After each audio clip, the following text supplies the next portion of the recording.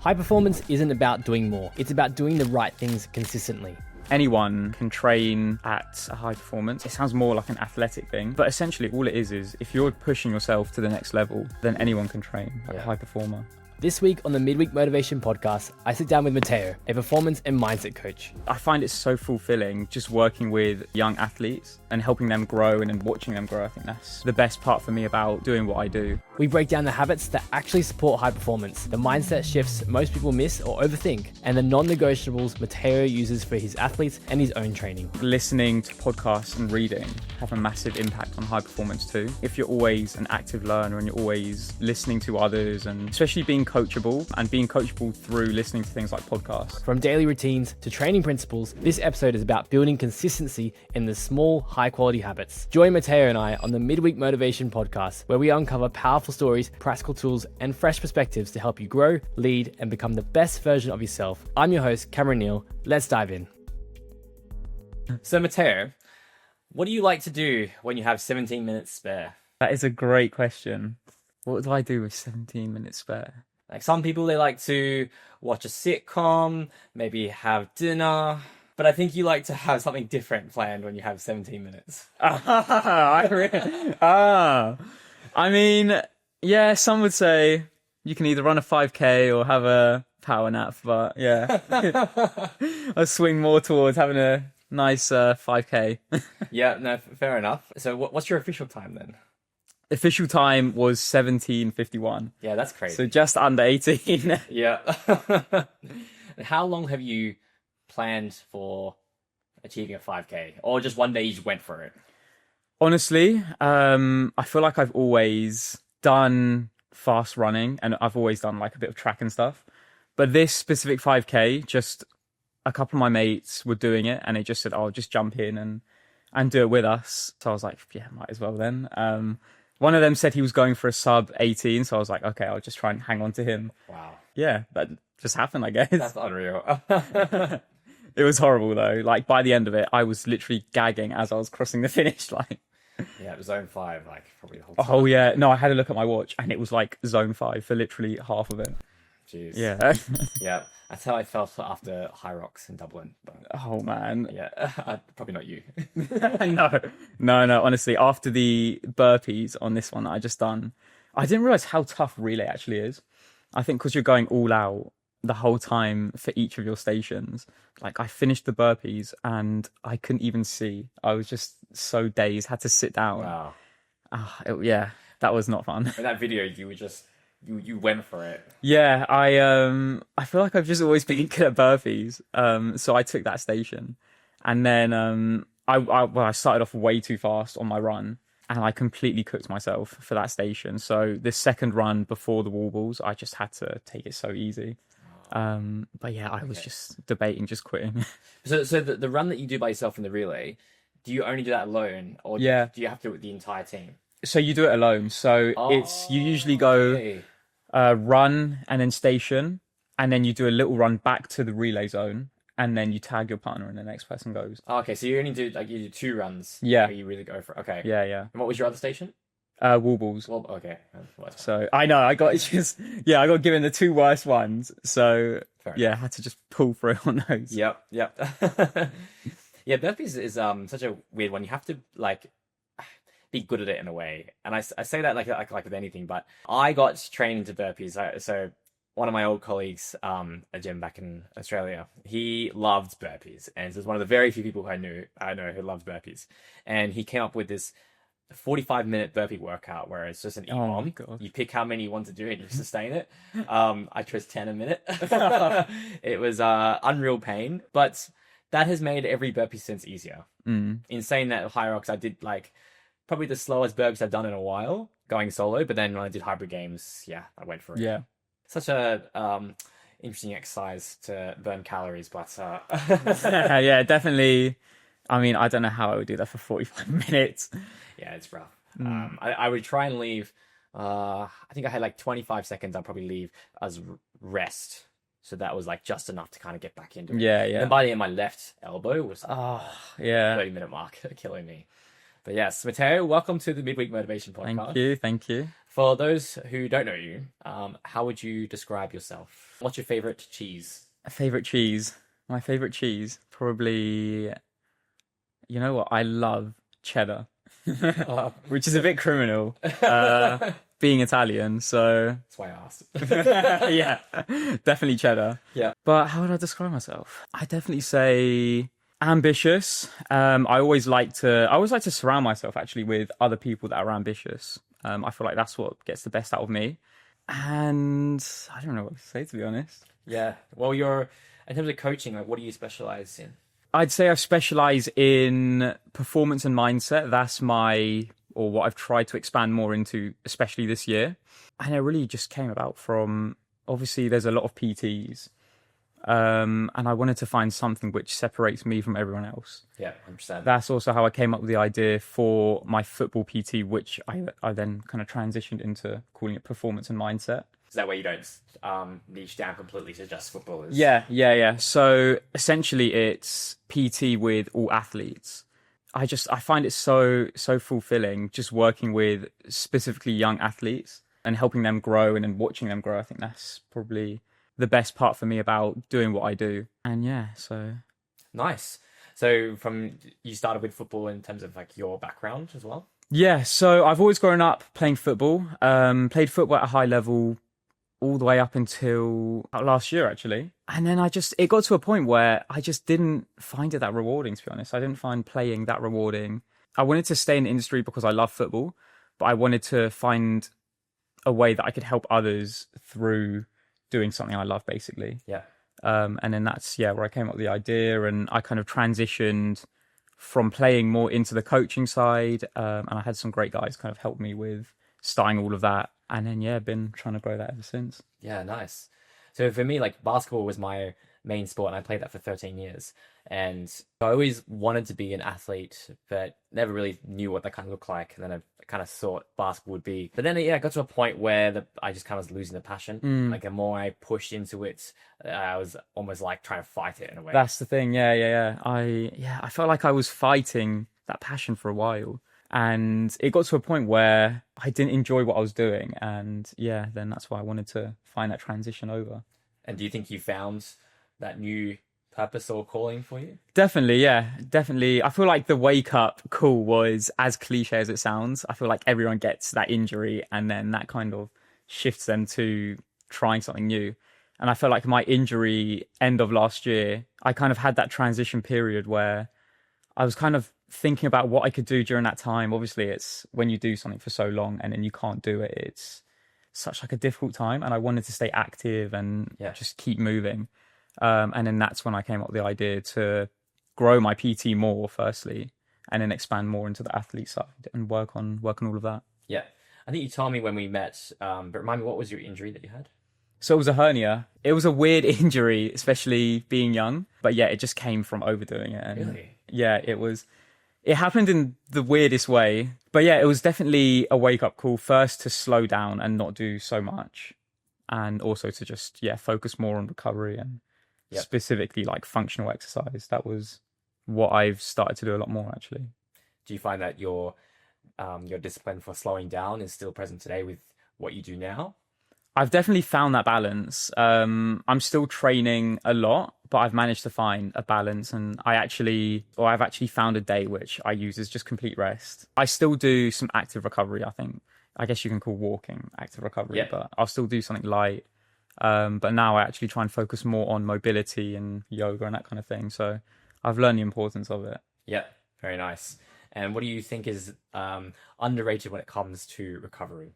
I definitely say people always neglect foam rolling, and I try and foam roll now like 3 times a week, regardless of if I'm training the same day. I always try and foam roll, and not many people think about it. So I definitely recommend everyday people even to use it, because you don't realize how tight everything is until you actually use a foam roller. And obviously you don't want to get a sports massage like every week, so it's a bit expensive too. Yeah. So it's such a good way. Like, I was actually, one of my cousins, he works at a desk all day, and he was complaining about his traps always being tight and his neck always being sore. And I was like, just get a foam roller, roll your upper back on there, and then you'll see the difference. And he's now been trying to do that almost every day after work. So yeah, just like small things, right? yeah. But you don't need like, drastic time to see result. Like, I guess you could say long term, strength training in that area and just like habit wise, thinking about your posture. Yeah. Like someone who needs like a bit of relief and in that area, like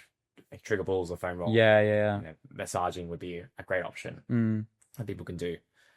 What about when it comes to nutrition? Do you find that helps more with your performance or recovery or both? I definitely say both. I feel like I've always been into nutrition too, so I've really tried to dig deep into the performance side and recovery. In terms of performance, I feel like everyone's different. It's hard to actually specify what to have for performance, but I think it always comes back to the simple things like high carb foods before performance, and in recovery, obviously, you want to shift more towards the protein side. So yeah.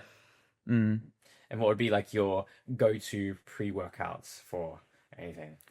Go-to. You can say two. I'll allow one for say a strength training session. Yeah. And one for more like a conditioning or a run or something.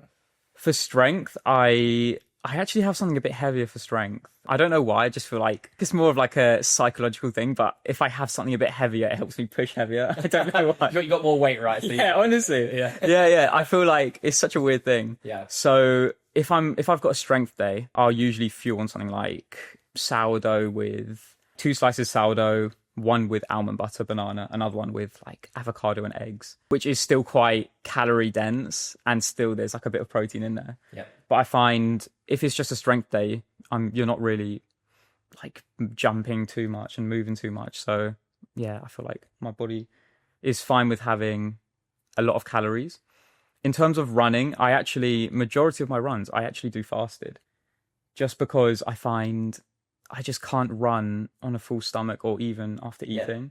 So unless it's a really long run, I'll just accept I need to get up earlier and actually have something. So the most I would do is for a long run, I would have like a banana dipped in. I think I've got an almond butter addiction, but I have a banana dipped.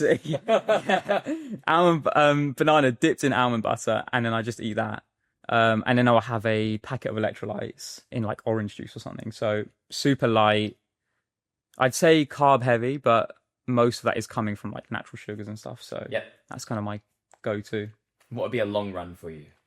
Long run, anything like 15K or over. Okay, so that's when you would have something beforehand. Yeah. Do you notice like if you do cardio in the evenings, is that different to how you would do in the mornings? Like cardio, how you feel? Yeah. As much as I hate doing cardio in the evenings, I always find that I perform better. I think just because obviously first thing in the morning, you've just woken up, you're dehydrated, you haven't had any food. Good point, actually. Yeah. I always feel like I perform better in the evening, but I just hate running in the evening, especially obviously in London. It's always cold. Right now. No, yeah. Winter, it's dark at like 4. It's 4:30. It's pitch black. Yeah. Dark and cold and windy. But no, I always find I perform better in the evenings. I think because I've had a full day of actual nutrition and food, so got some fuel. Yeah, no, that's a good point. Like sometimes when there's busier seasons with coaching, and sometimes I don't get trained till like 8:30 at night. Yeah, it's as much as I hate doing it, it's like some of my best sessions. Yeah. And I as much as I like the idea of just getting my workout done first thing in the morning.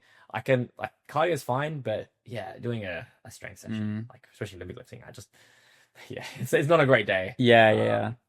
Maybe if I had like 10 hours of sleep, let me not say bed super early. Yeah. Do you count calories at all?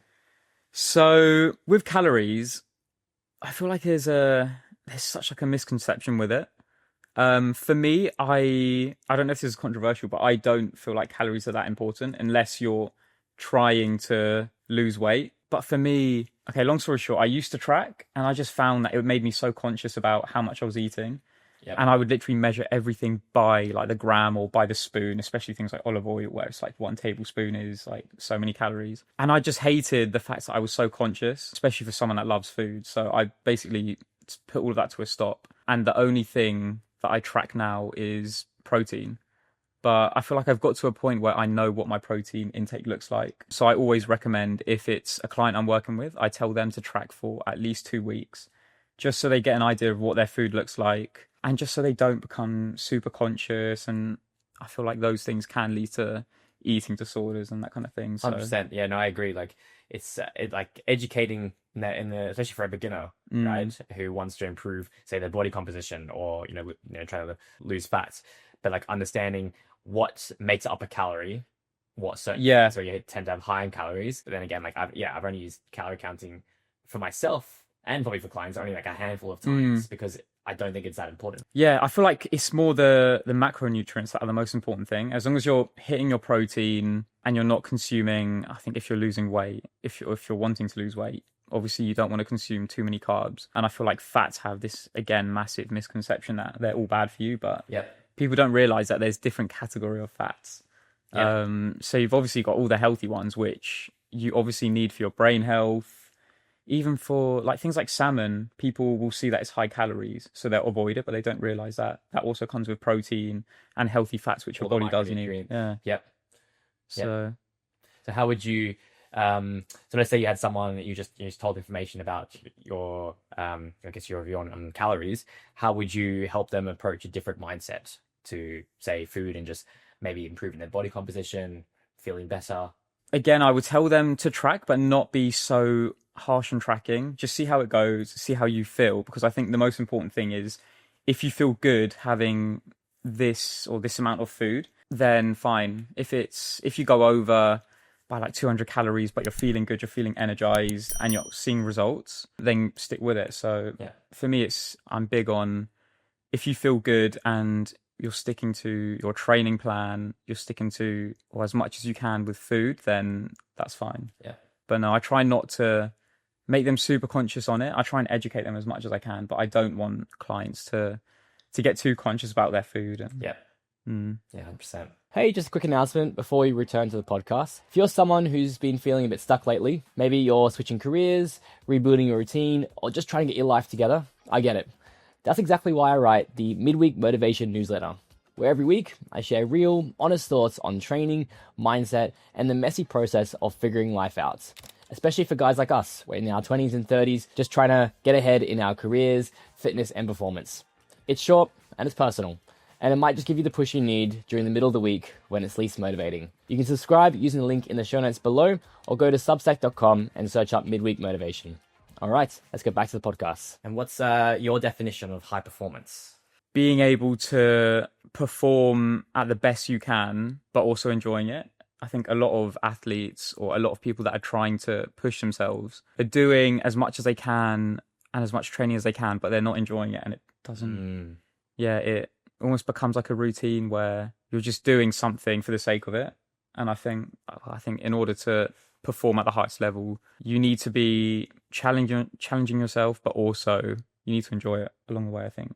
I like that. They're the two things I think most important for me. I think we should coin that. Matteo's high performance.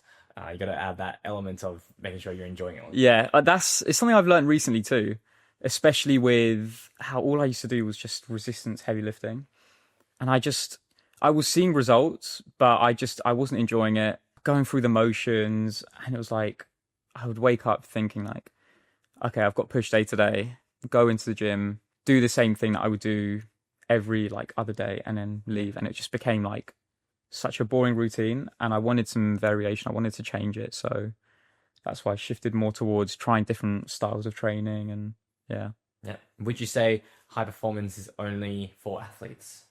I think anyone can train at a high performance. I think it sounds more like an athletic thing, but essentially all it is if you're pushing yourself to the next level, then anyone can train like a high performer. Definitely. Yeah. What are some like other underrated, maybe like things you do outside training that contribute to high performance? Funnily enough, I actually think listening to podcasts and reading have a massive impact on high performance too. I think if you're always an active learner and you're always listening to others, and especially being coachable, and being coachable through listening to things like podcasts. Yeah. Because a lot of people, I think, are in denial, and they they like to say that they're doing something even when they're not. Especially like you could be listening to a podcast and they're talking about waking up every day and going for a run first thing. Yeah. A lot of people like to agree with that and will say, yeah, I do that, but a lot of the time they're not. So I think if you're being coachable, yeah, I think what you take in as well from podcasts has a massive impact on the way you think, the way you train.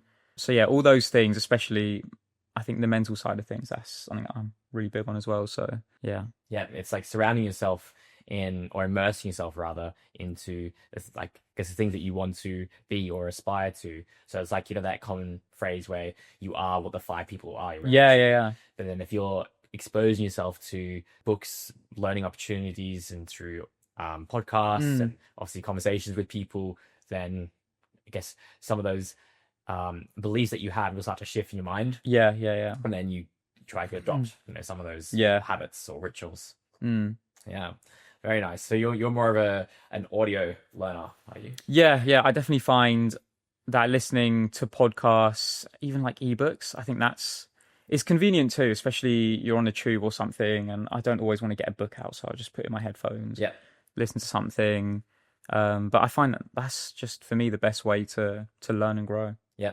What are your favorite listens or reads recently? I'm actually reading/listening to the Matthew McConaughey book.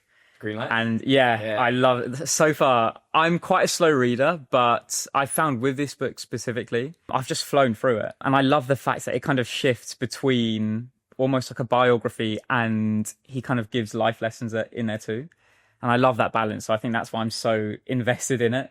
Very nice. Do you tend to go towards autobiographies in terms of your reading habits, or do you like to shake things up? I've tried going more into things like fiction, but I just can't. Okay.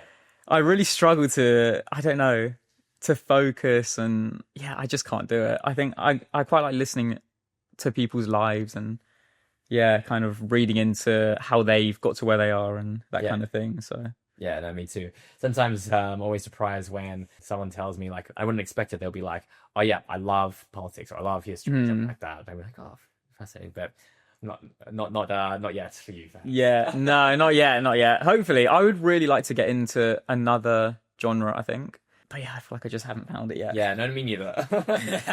Nice. So with football or athletes in general, we can put it that way, what are some, I guess, non-negotiables when it comes to improving their training and also reducing their risk of injury? Plyometrics, I think, are the biggest thing for all athletes to work on. Someone who doesn't know what a plyometric is, how would you define that?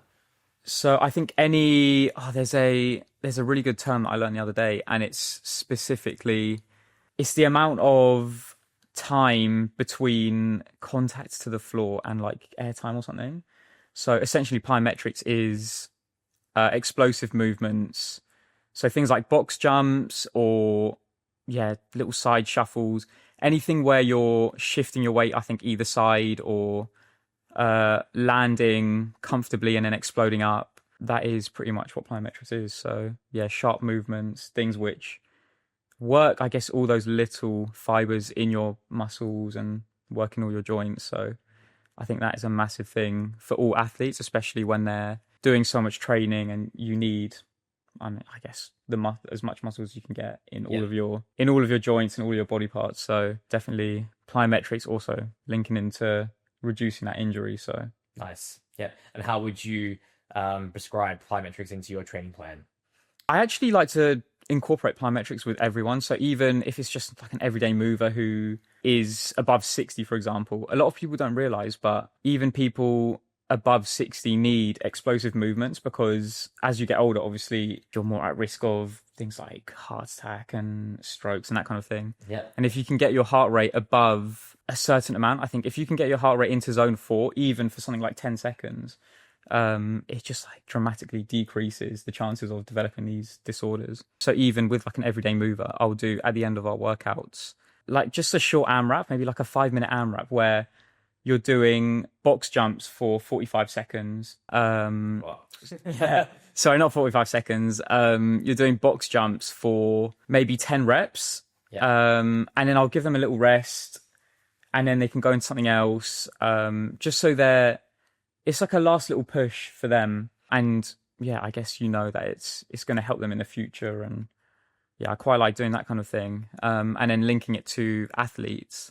My favorite exercise that I do with most would be, it's like a pendulum lunge, and then you drop your dumbbells going straight into jump lunges. I think specifically that superset is something I do with almost everyone because it works so many muscles at once. You're building strength, I guess, in your calves, all the way up to your hamstrings. And I always find that if I'm working with a player who's just coming back, especially from an ACL injury, which is super common in football these days, I always find that they, at the start of their week, at that exercise, I think obviously the impact on your knees, but I've seen some insane improvements. Yeah, just seeing people grow from doing specifically that exercise. It's really weird, but just like, yeah, seeing people improve from just doing something so simple. Yep. Nice. What other non-negotiables do you think? I think as long as you're eating clean, that's a big one as well for me. Avoiding all of these ultra processed foods, that's a massive thing, especially for a high performer and an athlete. You obviously want to take in as much nutrients and good foods as you can because that's going to impact how you perform. Yeah. So I always try and recommend a whole food diet, cutting out as much refined sugar as you can. Yeah, just sticking to the basics, really, those kind of things. Yeah, very nice. And then for someone who wants to improve their running, particularly say maybe for their 5 or 10K, how would you go about improving that goal? My favorite thing to do is definitely track sessions, specifically intervals. So I think intervals single-handedly helps me to get my 10K time down so much. So the start of the year, I made it one of my goals to actually try and do one track session a week. Yeah. Where we'll just go through like maybe 6K total, and we just literally will just repeat laps, maybe doing it in a pyramid style. So we'll go like 400 meters at one pace, minute rest, 600 meters, 800, so on, working our way back down. And I definitely feel like doing things where you're going faster than race pace is just so good for actually dropping that, I guess, dropping your comfortable pace down. So yeah, I definitely recommend doing any kind of interval training. Yeah, I haven't really done much of that. I mean, back in the day when I was trying to get better at running in general, this is before I even done a half. I used to do like a lot of sprint training on the sand because I used to live on the beach. Yeah. That was good fun. But like since then, sprinting has not been part of my program. There'll be like a faster run in general, especially like this year, but nothing crazy in that aspect. What about in terms of differences? Would there be any, if you would say training for your first half marathon or marathon, would you find there'd be a difference in the training then between that and what you just said? Yeah, so I think you could still incorporate interval running if you're training for something longer, like a half. I still think it would be good, especially if you're going for a specific time. Yeah. If you're someone who just wants to do a half for fun or for charity, something like that, you'd obviously shift more towards a longer distance running where you're focusing more on just keeping your heart rate low, but also going at that challenging pace. Strength work is a massive thing too. So your body is obviously under a lot of pressure during those long runs. Yes. So it's important to build up that strength in your legs, and just so you can absorb that impact. Yeah, 100%. Especially when your volume increases, so the amount of runs that you do per week, and then over time when you're progressively overloading by doing longer runs, you need to have really like resilient. Oh yeah. Honestly, what I've noticed recently, I think coming towards the end of this training block, just my lower back is so sore because my glutes are so tight. So I think the biggest thing that I've taken away from that is next time I go into a block of training, just do so much more work on hamstrings and glutes and strengthen those just to take some of that impact off my lower back. Yeah, no, fair enough. Like my glute, especially like glute medius, like really, really tight. And so I have like a monthly chiro maintenance session. Yeah. And that definitely just like keeps things so like nice. Somewhat. Yeah, exactly. Just for injury prevention, especially for like a lot of the challenges I've done this year. But can't believe that I still managed to do a ton of different running style events, especially going from doing my first marathon in March, then going to an ultra. Yeah, that is insane. And I didn't like drastically change the running. I mean, between the marathon and the ultra, I didn't go any more than, I say, 20Ks into the training. And probably like maybe not the wisest thing, but there was two big things that was like helping me with that. One was prioritizing Olympic lifting and just doubling down on the strength aspect. So I upped my accessories. So not only I was still obviously snatching and doing clean and jerks, but there's more squats, more RDLs, like say back extensions, or I guess GHDs for strengthening up posterior chain. Obviously, like working, calf raises and isolating those muscle groups there. But the second things I had in April, my other running challenge I did was, they've heard of the Goggins 4x4. Oh no. Yeah. So that was like it's a lot of volume, right? Yeah. Such a short period of time. So that was like a halfway point. And that was like a good test to see like how my body would hold up after that. And it did pretty well. So that was like a good indicator, like, if I can do that, like that's 77Ks in 2 days. I could run 100Ks in one day. Yeah, honestly, that is. I think he talks about that in his book, actually, and it is just insane. Yeah. Have you read both books? No, I've only read the first. Can't Hurt Me, isn't it? That is honestly, as like cringe as it sounds, but that book is like just life-changing. Like just listening into how he's grown up, what he's grown up with, into the stuff that he's competed in and his mindset, I think, is just nuts. But Goggins' second book never finished. I've actually got it. I've bought it, but I haven't read it yet. I haven't started it. I need to. Okay, after this, that's my. It's a slightly shorter time, but it's you get a lot of extra like kind of insights and just what happens after, because he's got this persona, right, of like is the toughest man alive, right? But now he gets to a point as he's aging. Oh yeah, particularly like that makes it, well, you assume harder. So it's a kind of like a good insight of that. Do you think you're gonna do an ultra? I do, yeah. So actually, one of, I guess, the plans next year is to do a different race or different event a month. So similar to what you've done. I've taken inspiration. Oh, okay. So, nice. I mean, it could go two ways, I guess. But definitely towards the end of the year, I would love to do an ultra. And one of my friends, she always goes back to Kenya. And she was telling me about this ultra, which is through like the African plains. I think it's in September. I can't remember the name of it. Yeah. But as soon as she told me that, I was like, yeah, I'm in. So if we can get that sorted, I think that would be so cool. What a way to finish. Yeah, I know. Yeah. So hopefully, fingers crossed that, we can sort that and get that booked in. Nice. Well, I will say from my experience this year, the mental and emotional impact is worse than the physical. Really? Yeah. Like, I mean, in the beginning, like, sure, you're expecting it to be like, it's gonna hurt, and it does. But then, like, putting yourself into that same mindset again and again, it's just like, tiring. But, it's possible, and I'm sure if you, like, really focus on that, like, you probably have a better experience than me, but... No, it definitely intrigues me, because I really want to see the difference between doing an ultra and doing just, like, a half marathon or a regular. Because in my head, it's like an ultra, you can go a bit slower. Obviously, it's longer, but you can go a bit slower. So would it feel easier than pushing for like a half or a full? So I don't know. I really want to see kind of the difference. That'd be really interesting for you, I think, because you have such a fast half marathon. Like, how would that transfer? Yeah. So yeah, I don't know if you got to do it fasted. What's that? I don't know if you got to do it ultra fast. Oh my gosh, no, definitely not. No way. Yeah. Actually, what did you have during your ultra? Did you bring snacks and gels? Not too much, actually, because we had a checkpoint. Okay. And that's where I fueled up, and it was quite common. It was like sometimes like the shortest distance was 8Ks, and sometimes it went up to 17Ks in between. And every second checkpoint was like hot food as well, so you can kind of plan for that. The other ones are just more snack based.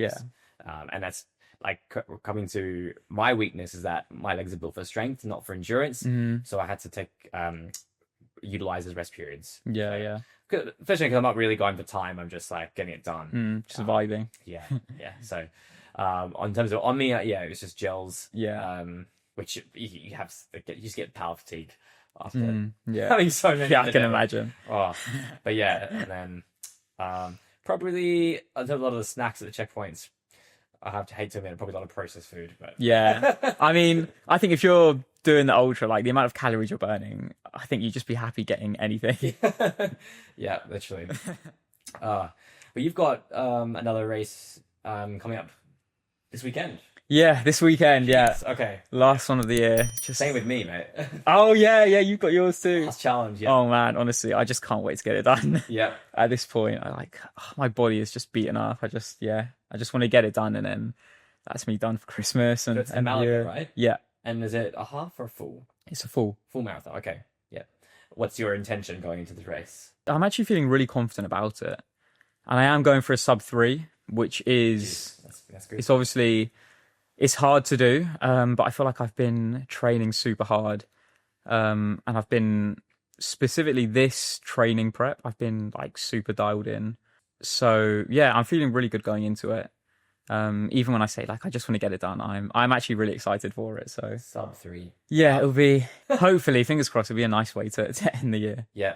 Well, I guess you had your HYROX relay just then. Week turnaround, so it's not a long time, but Yeah. I understand the process there. Yeah. Nice. What are you really gonna focus this week then, in terms of your training and your recovery? So I'm actually going to prioritize recovery. I feel like I've done all my running leading up to it, and now I think it's just about resting my legs, getting them fresh. So today has been mostly just stretching, ice bath, all those little things. Tomorrow I've got a sports massage. So I'm just kind of looking to just take all of that lactic acid out my legs, just recover completely.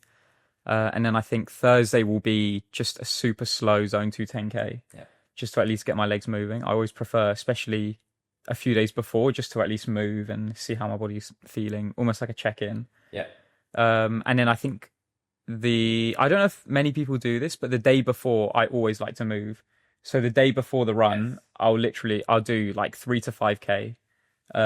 Again, super slow.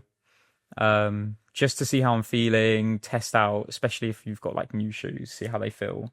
And you can kind of make all those last little decisions. But yeah, super low mileage this week, just prioritizing recovery. Yeah. So we touched on like briefly with mindsets. How do you, I guess, combat the mental fatigue with your recent fitness events and I guess challenges you've been setting yourself? Is there anything else you do apart from like say audiobooks that you, like, especially in the moment, how you get yourself out of a rut or motivate you to keep going? I've managed to come up with this formula, especially if I'm competing. So I used to do, I guess, with football, but also track running. I used to compete a lot, and I used to really struggle with nerves. I used to always let nerves get the better of me, and obviously that impacts your performance. Yeah. And one thing I learned from a podcast, but also something I taught myself, and I just came up with this formula. And since doing this, it's such a weird way to take pressure off you, but I always find that it helps me perform at the top. And you basically, I'll breathe in, and I just picture myself breathing in positivity and then breathing out negativity. Yes. And then I kind of associate like positivity with one color and negativity with another. Yeah. So, for example, breathing in like blue, breathing out red. And for some reason, it just brings clarity and helps me to just calm myself down. I think part of it is just controlling your breathing. But I always find it's a good way to just stay composed before big events. So even like, I guess if you're competing in like HYROX, something like that, something where nerves are going to be high, you obviously want to perform at your best. I always think just slowing down your breathing helps you to feel more present as well, and just take in the atmosphere. Yeah. And then you just get moving. Oh, nice. I might try and adopt that. Honestly, it's since doing that, it's been really good. So yeah, definitely give it a go. Well, I did something when I did my marathon in March, between like from the 30-ish K mark. That's when like my feet were starting to like really give me grief. And what I did was to help me like keep running. I took obviously a few moments to just walk, but I kind of thought of everything. So it was 2 stages. So the first stage was like thinking everything negative about like what was going through my mind, and across my whole life. You know, things at times I'm angry or disappointed or frustrated, and then I like kind of let it all release, and then I'll just take in everything positive that's happened in my life. That just like really helped me. Just I guess similar concept then. Yeah. Channel that. Yeah, I mean, it was harder to do in the ultra, I will say. Yeah. But, it's just I think it's really amazing that you can there's always more to give, and even by the 90K mark, I'm spent, I'm done. We just climbed this hill, and it's middle of the night, it's raining, I'm exhausted, windy, and then at 95K is like knowing there's 5Ks to go, suddenly just like something came out of me. Yeah. It's like I just overtook 14 people in those last 5Ks somewhere. Yeah. So yeah, it's amazing like how resilient your body is. Yeah. It's but it's got to do up here. Yeah, I guess your body always gives up before or your mind always gives up before your body does. So yeah, it's crazy how much more you can actually give, especially during those hard moments. But yeah, that's why I'm always trying to put in that mindset side, especially when I'm training. So yeah, it's such an important thing. 100%. Definitely. Well, nice. We can start to wrap up the podcast now. Matteo, where can people find you? So Instagram handle is Coach Matteo. That's kind of where I put all of my stuff. Trying to grow it as much as I can. I'm actually working on a website. It was up at the moment. I'm trying to just add a bit more on there, so that will be up soon. Again, it will just be called, I guess, Coach Matteo. Yeah. You'll probably find it on my socials too. Once that's back up, but that's it really. Nice. And a final closing question: what's your favorite pizza? I'm actually going for pizza after this. Nice. Pizza and football. Favorite pizza. Now, I don't know if this is controversial, but I was actually talking to my mate about this earlier. It is a proper Italian pizza. It's not that common here, but it's just like a regular pizza sauce base, crumbled pistachios on there, and like a burrata. So like burrata is kind of like that softish cheese. Yeah. And it's such a simple thing, but it's so nice. You obviously drizzle a bit of olive oil on top as well. Oh, nice. And you can't find it that much here. So specifically, this place I'm going to tonight, it's called Cinquecento in Chelsea. It's just off the King's Road. And this is the only place that I found do it in London, which is why I'm going there. Well, so, it lives up to your expectations. Yeah. Very nice. Well, thanks so much for being on the podcast. Thank you. Thanks for having me. And all the best with the marathon. Thank you. And you as well. Good luck for yours.